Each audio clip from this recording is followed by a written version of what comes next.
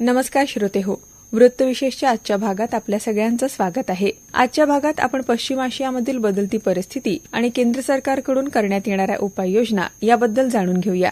सर्वप्रथम एलपीजी साठेबाजी आणि काळा बाजार रोखण्यासाठी सरकारनं देशभरात कडक कारवाई सुरू केली आहे. गेल्या काही दिवसात देशभरात 5,000हून अधिक ठिकाणी छापे टाकण्यात आले. तसंच सार्वजनिक क्षेत्रातील तेल विपणन कंपन्यांच्या अधिकाऱ्यांकडून अचानक तपासणी मोहीमही राबवण्यात आली. या अंतर्गत 3,100हून अधिक किरकोळ विक्रेते आणि एलपीजी वितरक केंद्रांची तपासणी करण्यात आली. या कारवाई दरम्यान नियमांचं उल्लंघन करणाऱ्या 463 एलपीजी वितरकांना दंड ठोठावण्यात आला असून 81 वितरकांचे परवाने निलंबित करण्यात आले आहे. एलपीजी पुरवठ्याबाबत सरकारनं सांगितलं की गैरवापर टाळण्यासाठी डिलिव्हरी ऑथेंटिकेशन कोड म्हणजेच DAC आधारित वितरण प्रणालीला मोठा प्रतिसाद मिळाला आहे. ग्राहकांच्या नोंदणीकृत मोबाईल क्रमांकावर हा कोड पाठवला जात असून या पद्धतीत सुमारे 96% वाढ झाली आहे. काही दिवसात 1,32,00,000 एलपीजी सिलेंडर बुक करण्यात आले होते. त्याच्या तुलनेत 1,34,00,000 सिलेंडरचं वितरण करण्यात आलं. व्यावसायिक एलपीजी पुरवठ्याबाबतही सरकारनं विविध उपाययोजना केल्या आहे. गेल्या 3 दिवसात 5 किलो वजनाचे 1,87,000 FTL सिलेंडर विकले गेले. 3 एप्रिल 2026 पासून सार्वजनिक क्षेत्रातील तेल विपणन कंपन्यांनी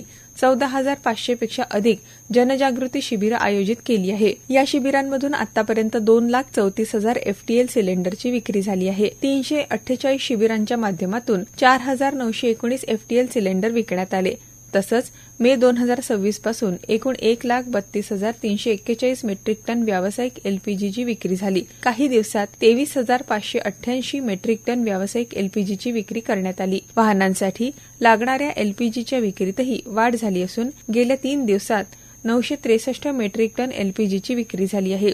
नैसर्गिक वायू आणि पीएनजी जोडण्यांबाबत सरकारनं माहिती दिली की मार्च 2026 पासून सुमारे 7,64,000 पीएनजी जोडण्या गॅसिफाय करण्यात आल्या आहे. अतिरिक्त 2,81,000 जोडण्यांसाठी आवश्यक पायाभूत सुविधा उभारण्यात आल्यानं एकूण जोडण्यांची संख्या 10,45,000वर पोहोचली आहे. याशिवाय 7,99,000 ग्राहकांनी नव्या पीएनजी जोडण्यांसाठी नोंदणी केली आहे. तसंच 20 मे 2026 पर्यंत 58,500 पेक्षा अधिक ग्राहकांनी mypngd.in या संकेतस्थळाच्या माध्यमातून त्यांच्या एलपीजी जोडण्या परत केल्या आहे. कच्च्या तेलाच्या स्थितीबाबत आणि तेलशुद्धीकरणाशी संबंधित उपाययोजनांबाबतही सरकारनं माहिती दिली. केंद्रीय औषध निर्मिती विभाग, केंद्रीय रसायनं आणि पेट्रोकेमिकल्स विभाग तसंच DPIIT यांच्या विनंतीनुसार औषध निर्मिती, रसायनं आणि रंग उद्योगांसाठी एलपीजी साठ्यातून दररोज 1,120 मेट्रिक टन C3, C4 रेणूंचा पुरवठा करण्याची व्यवस्था करण्यात आली आहे.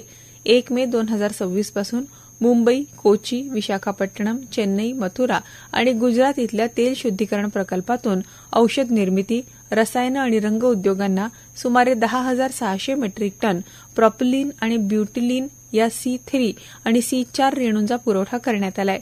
याशिवाय 3,940 मेट्रिक टन ब्युटिल ॲक्रिलेटची विक्री करण्यात आली आहे. किरकोळ इंधन उपलब्धता आणि इंधन दरांबाबत सरकारनं स्पष्ट केलं आहे की देशभरातील सर्व पेट्रोल पंप नेहमीप्रमाणे सुरळीत सुरू आहे आणि पेट्रोल आणि डिझेलचा पुरेसा साठा उपलब्ध आहे. पश्चिम आशियातील संकटामुळे कच्च्या तेलाच्या किमतीमध्ये मोठी वाढ झाली आहे. मात्र या वाढीचा फटका ग्राहकांना बसू नये म्हणून केंद्र सरकारनं पेट्रोल, डिझेलवरील अबकारी करात प्रति लिटर 10 रुपयांची कपात केली आहे.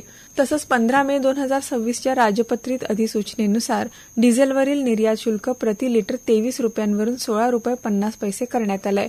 विमान इंधन म्हणजेच ATF वरील निर्यात शुल्क प्रति लिटर 33 रुपयांवरून 16 रुपये करण्यात आलंय. याशिवाय पेट्रोलवर लिटर 3 रुपये निर्यात शुल्क लागू करण्यात आलंय. सागरी सुरक्षा आणि नौवहन संचालनाबाबतही सरकारनं महत्वाची माहिती दिली. संबंधित क्षेत्रातील सर्व भारतीय खलाशी सुरक्षित असल्याचं सरकारनं स्पष्ट केलंय. नौवहन महासंचालनालयाच्या नियंत्रण कक्षानं आतापर्यंत 10,106 फोन कॉल्स आणि 22,215 पेक्षा अधिक ईमेल्स हाताळले आहे. एकूणच पश्चिम आशियातील परिस्थितीवर केंद्र सरकार बारकाईनं लक्ष ठेवून असून इंधन पुरवठा, एलपीजी वितरण, सागरी सुरक्षा आणि आवश्यक सेवांमध्ये कोणताही अडथळा निर्माण होऊ नये यासाठी विविध मंत्रालयं समन्वयानं काम करत असल्याचं नुकतंच सरकारतर्फे स्पष्ट करण्यात आलं. हा कार्यक्रम आकाशवाणीच्या प्रादेशिक वृत्त विभागाची निर्मिती होता. नमस्कार.